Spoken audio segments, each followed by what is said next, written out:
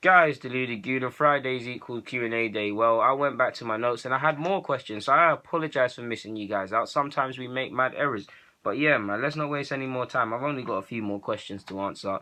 So yeah, Lou Bradley asks, when Wenger does leave, would you rather see Arsenal go back to the physically intimidating players like Vieira and in effect change the current style and profile, or persist with Wenger's dream of total football played by technically gifted midgets? Is there a compromise? Bro, of course there's a compromise. I know Wenger's, and quite rightly so, like he just said, Wenger's side of old physical beast. You had Henry, you had Vieira, you had people behind them and in front of them of equal stature and physicality, and were equally all around throwing themselves around. Lauren wasn't necessarily the biggest of men, but he was on the same. Same goes for Cole.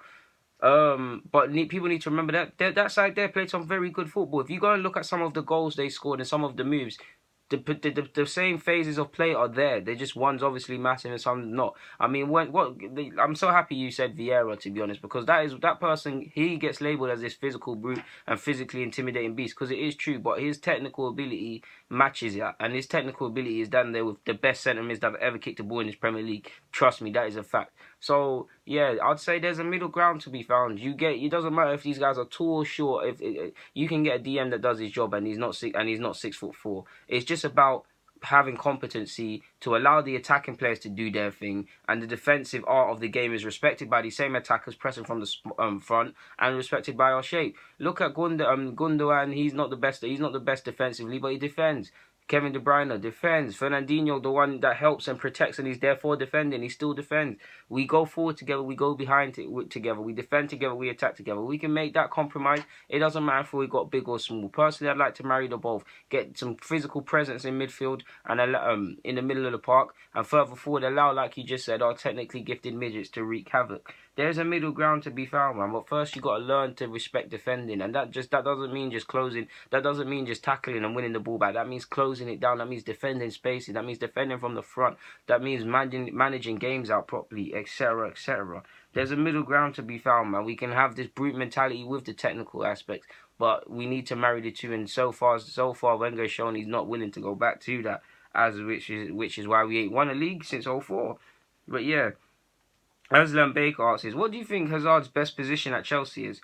It's weird, man, but if Hazard played for my team, I'd say I'd give him the freedom to come off of that left wing and take up roles in the 10 position, or be a 10 and have the license to roam between the left wing and the right wing. I believe Hazard's a free spirit, and you need to just play to them strengths and let a man just be free to take up nice positions and wreak havoc and stretch and pull out defenders from positions.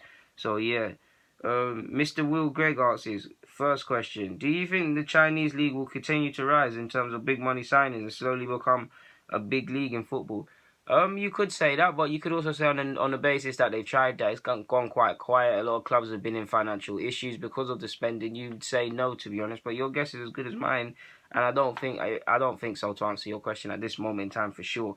Second, also, what countries do you believe have the best up-and-coming talent? One of the countries that people are most familiar with would be France, especially with the amount of young players that have already broken to the first team. You're not lying there.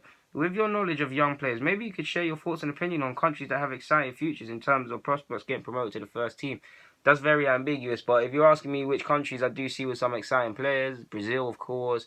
Spaniard's got a good crop coming through. The Germans, and it doesn't get spoken about in relation to the French, have a great prospects coming through. France, obviously, a lot of French players of Moroccan descent, if they go to choose to play for Morocco or Algeria, them two sides will be set. Uruguay got a few good players coming on the radar. Italy got some very good players coming on the radar. Colombia got some good defenders coming on the radar. There's not really that much. The Holland got some good defenders, especially, and some good midfielders. Obviously, they always get plucked. You're seeing Chong at United, for example. The Dutch got some great talent coming through. There's a lot of talent collectively coming through at a lot of countries. Sweden got a couple of decent players, to be honest with you. There's a lot to be said, man. There's a lot to come on. There's a lot of Portugal as well. Trust me, Portugal, from I'd say under 21 level to about under 17, there's a lot to come. There's a lot to come, man. So it's exciting. Obviously, potential only means potential at the end of the day. But yeah, hopefully that answers your question.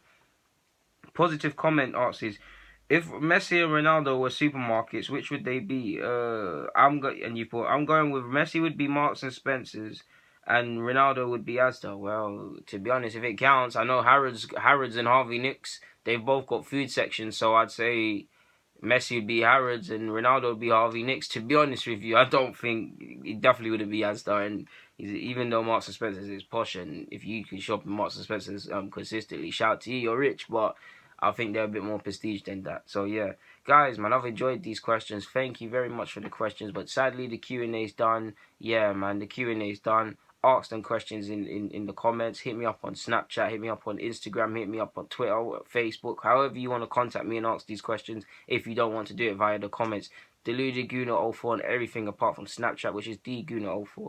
But enjoy what's left of your day. I hope you have a great weekend, guys. Deluded Guna, I'm signing out. Thank you very much for watching, commenting, subscribing, liking. If you ain't done none of that, don't get away without doing it. But I'm out, man. Thank you very much, people.